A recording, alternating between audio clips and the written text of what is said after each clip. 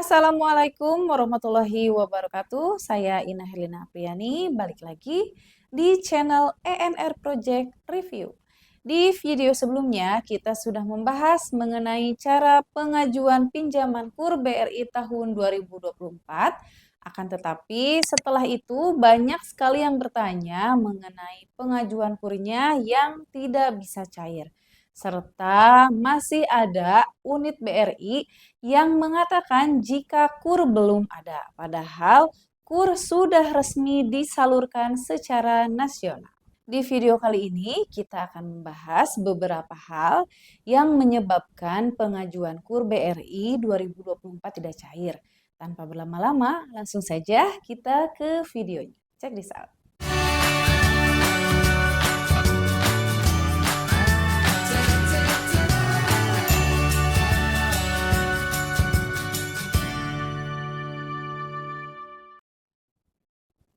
Kali ini kita akan menggabungkan bahasan mengenai penyebab pengajuan KUR BRI tahun 2024 tidak cair untuk nasabah baru maupun nasabah lama atau existing.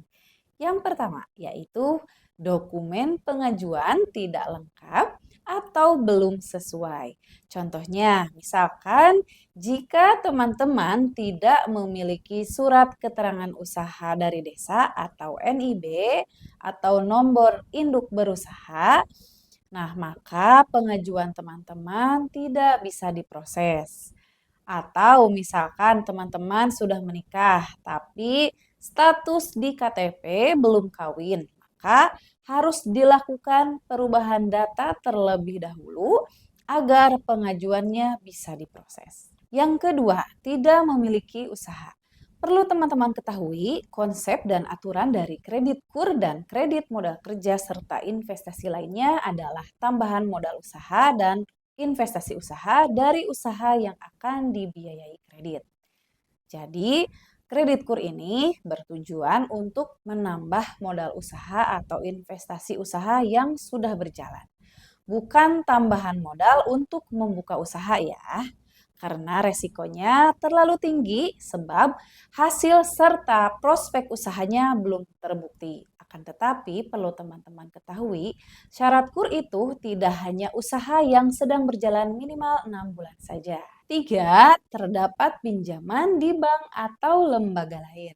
Jika teman-teman pernah punya pinjaman umum atau komersial, baik di BRI atau di bank lain, maka pengajuan KUR BRI 2024 teman-teman akan ditolak oleh SIKP karena sudah pernah menikmati segmen kredit yang lebih tinggi dari KUR. Sebenarnya teman-teman bisa ajukan KUR meskipun punya cicilan KPR, kredit kendaraan bermotor atau leasing, cicilan kartu kredit, pinjaman potong gaji payroll pensiunan, cicilan pinjol atau pay letter, tapi itu semua wajib lancar. Jika ada tunggakan, maka kemungkinan pengajuan KUR kalian akan ditolak. Bagaimana jika pernah menunggak tapi sudah dilunasi? Jadi gini logikanya, misalkan cicilan pinjol atau pay letter teman-teman sebesar 3 juta rupiah macet, akan tetapi sudah dilunasi, kemudian teman-teman ajukan KUR 10 juta misalkan. Menurut teman-teman diterima atau tidak pengajuannya? Yang keempat yaitu kuota dan limit akumulasi KUR-nya habis. Seperti yang kita jelaskan di video sebelumnya, kuota KUR Super Mikro BRI untuk tahun 2024 ini adalah sebesar 2 triliun rupiah dan kuota KUR Mikro BRI untuk tahun 2024 ini sebesar 148 triliun rupiah secara nasional. Jadi kuota yang lebih kecil dari tahun kemarin ini dibagi ke seluruh BRI se-Indonesia ya guys. Jika sudah habis, pengajuan kalian akan diarahkan ke Kupedes atau Kupra. Jika nasabah yang pertama kali menerima KUR dari tahun 2019 ke bawah, limit akumulasi plafonnya 100 juta. Sementara untuk nasabah yang pertama kali menerima KUR tahun 2020 sampai dengan sekarang, limit akumulasi plafonnya adalah 200 juta.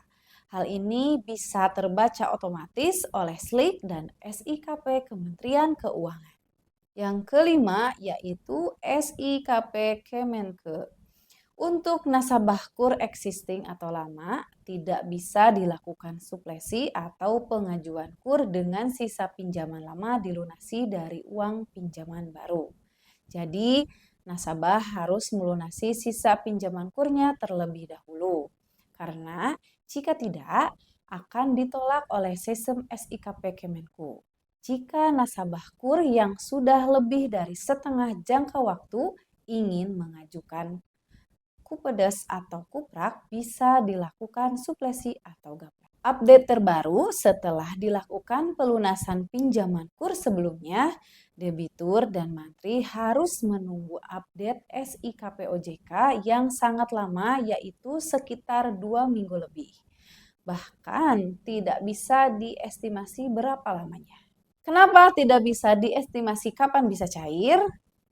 Karena SIKP ini kewenangannya dari Kementerian Keuangan, sehingga pihak BRI hanya bisa mengekskalasi saja pada pihak Kementerian Keuangan. Update SIKP yang lama inilah yang menyebabkan debitur KUR yang sudah akad atau tanda tangan, tapi banyak yang gagal atau uang belum masuk rekening. Karena SIKP masih membaca pencairan KUR beririsan dengan pelunasan KUR sebelumnya. Yang keenam, kualitas kredit dan wilayah kerja. Untuk saat ini, jika teman-teman mengajukan KUR Supermikro atau KUR khusus nasabah baru dengan plafon maksimal 10 juta, pengajuan kalian akan ditolak karena tingkat NPL atau non-performing loan atau kredit macet Supermikro di atas 5% secara nasional. Jadi belum ada lampu hijau untuk penyalurannya. Sejalan dengan hal itu, jika terdapat unit kerja BRI yang tingkat NPL-nya tinggi, maka pengajuan teman-teman akan ditolak karena BRI tersebut tidak bisa memproses KUR. Bagaimana jika ajukan di BRI lain? Aturan tegas dari kantor pusat BRI, penyaluran kredit semua segmen wajib sesuai dengan wilayah kerja unit serta mantri BRI. Jika teman-teman mengajukan ke unit kerja yang tidak sesuai, maka pengajuannya akan ditolak. Yang ketujuh, pertimbangan lain. Contoh pertimbangan lain adalah analisa mantri dan kepala unit terhadap paket kredit yang disajikan. Pertimbangan ini diambil dari prinsip kredit 5C, yaitu pertama yaitu karakter, kedua capacity atau kemampuan bayar, ketiga kapital atau modal atau aset, keempat kondisional atau kondisi usaha, lingkungan, dan kebijakan, terakhir kolateral, agunan atau jaminan. Untuk KUR biasanya jaminan disesuaikan. Untuk jaminan, aturan yang benar menurut Undang-Undang KUR tidak diwajibkan untuk KUR mikro sampai dengan 100 juta. Sementara KUR retail di atas 100 juta sampai 500 juta masih tetap wajib menggunakan agunan atau jaminan sertifikat tanah, diutamakan milik sendiri.